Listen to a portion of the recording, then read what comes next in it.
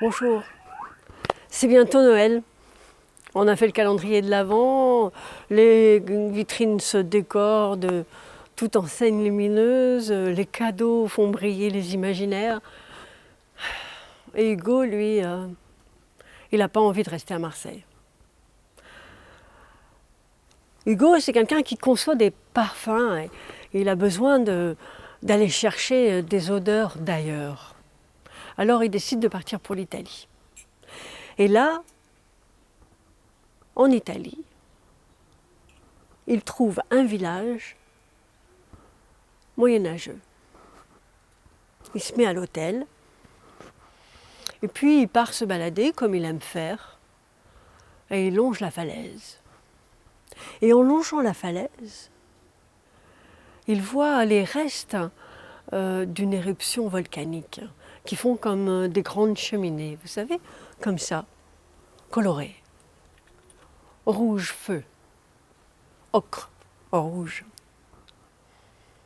Et puis il file, il continue. Il s'assoit sur un banc et là, un trouble lui vient, un trouble étrange,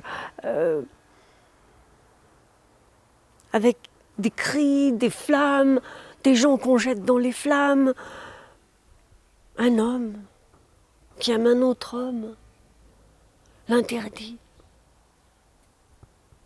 Pour se purifier, il court, il s'en va. Alors Hugo, ne comprenant pas ce qui lui arrive, décide de continuer son chemin. Et en continuant, il sent que c'est pas juste, qu'il ne doit pas aller là-bas, qu'il ne doit surtout pas aller là-bas.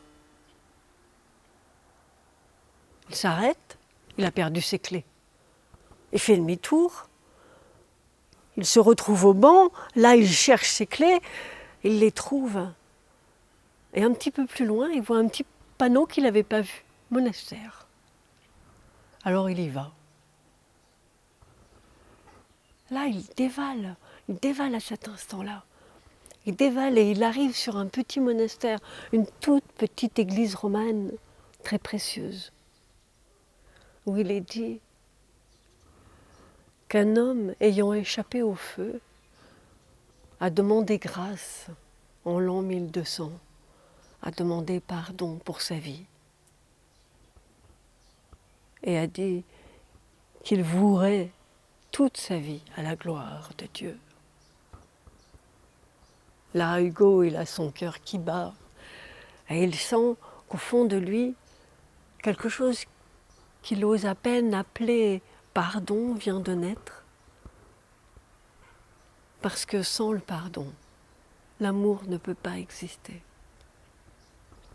Alors il se pardonne à lui de sa vie.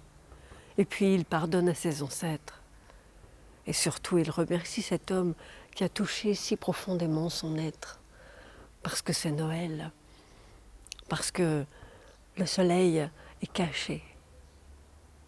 Il va au plus profond de nous pour nous allumer d'un nouveau feu avant sa renaissance.